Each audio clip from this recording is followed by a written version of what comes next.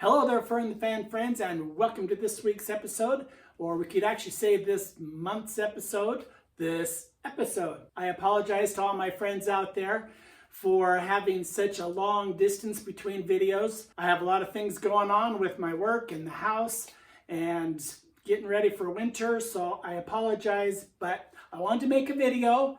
It's going to be called Bits and Pieces because I have been working on our camper just in little bits and pieces to keep things rolling along. Now, this video won't be exciting like the upholstery, or it won't be the putting on the doors or the windows. It'll just be a short little video to tell you we're still here. I apologize for the length, but we're glad that you're still tuning in. And let's just show you what I've been working on. Now, one of the things I've been working on through not only the back here, but also on the interior, is all of our doors and latches. I've had a little bit of an issue with the latches not opening. The wood swelled up just enough so that I couldn't get the latches to work anymore, so I fixed all of those. So they shut and open very nicely now. One thing I worked on also is over in this area. I'll bring you in a little closer.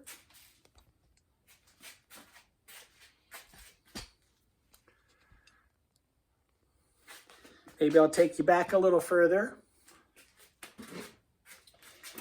Now, when we left off, I was trying to decide how I was going to finish this hole.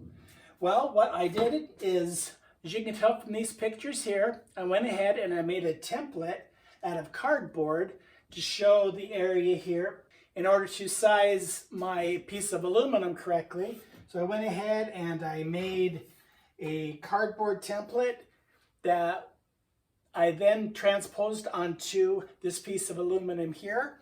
And then we bent it so all the corners and that would meet and match and blend well. And so now you can see a little closer. So now you can see here we have a nice shelf here to put whatever on. We have our nice lip, which matches the other side of the camper. And it's a nice little place for water to roll off here and off the trailer. So what that does for us is it's going to let us have a nice open trunk area with space underneath our shelf here for more storage of pans, or I don't know, I haven't really figured out what we're putting in it yet, but once we get camping, then we'll figure out what actually goes in the camper. For now, we finished the countertop. The next thing I worked on was gluing up the rest of our laminated frame that we're going to need for our rear hatch here. We now have all 4 pieces that are going to go along the back here.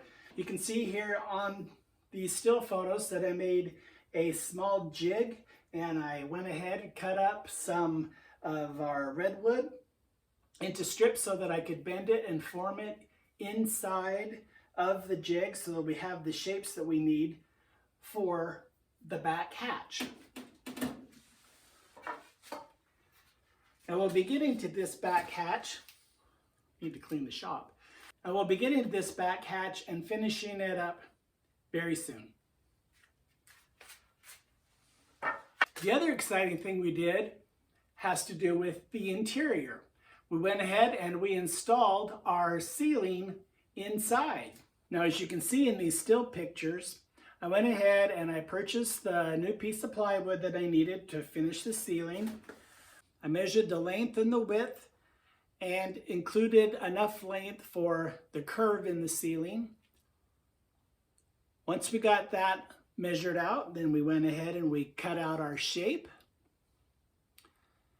After we got our shape, we went ahead and placed our piece of new ceiling inside the camper, set it in place. And then with these poles, we went ahead and after putting glue on the back side of the ceiling, then we use these braces to hold the new ceiling into place until the glue dried. Now, once the ceiling was nicely dried in place, we went ahead and we filled all those little holes with putty, and then we sanded all that little putty down so it was a nice, smooth, beautiful ceiling. And then we went ahead and we primed the ceiling. We like the color white for our ceiling, so we're going to go ahead and paint it a nice semi-gloss white sometime in the near future. Let's move forward to the future of things that you're going to be able to look forward to. When we lived in Arizona, I thought I picked out the upholstery that I wanted to be on the inside of this camper. Now, I picked the color that would match both the floor and our nice butter yellow walls. The two choices that I thought about were kind of this pattern here. I thought that might be kind of fun. But then after looking at it, I thought, you know, that kind of looks like a 1980s pattern. I mean, it's nice, but that's really not what I wanted to do. And then I thought of, well, you know, what did they do in the 40s? The 40s, in the kitchens, they used to have like fruit, like apples and oranges and lemons and whatever on the walls. So I said, well, you know, with our mint green floor and our butter yellow walls, we could go with kind of a yellow and a green lemon pattern. I said, lemons in my camper? I don't know. I almost bought the upholstery, but then I decided not to. And I'm kind of glad I did not buy that upholstery, because I guess it's been a couple of months ago now. My assistant and I went down to Boston and we went to an upholstery shop and we found the perfect upholstery for this camper. I don't know if I should share it with you or not yet. Should I share it so you have something to look forward to in our videos coming up? All right, hold on. Now, as followers of the channel, you know that we are going to make something a little unique in this camper. We're not doing a dinette. We're not doing just a bed, but we're doing a shed. Now, with that shed, we have decided to do this. The color is going to be this deepish, apple-y red color. I think that'll be really cool. Hope you stick around and find what that looks like once we get upholstering. And the accent colors, which I think are really cool. This, my sweetheart, my assistant, she's my sweetheart too. She helped me find, actually she found this. This is our pattern that has Home Sweet Home. It's got hearts, it's got apples, it's got fruit and vegetables. It's got flowers, it's got picnic baskets, it's got everything fun to do with a little camper and a little bit of camping outdoors. Very excited to use this material on accent pieces, and well, there's even more to come. We're also going to be doing, did I tell you all this? Yeah, we're actually going to have a really cool stripy awning and stripy skirting. So please, I know there's a lot of space between these darn videos, but come on back and we'll get started on some of this really fun stuff. Thank you for stopping in. Thank you for taking a break and watching our video. I just wanted to give you a heads up. We are still here, and yes, we will finish this camper.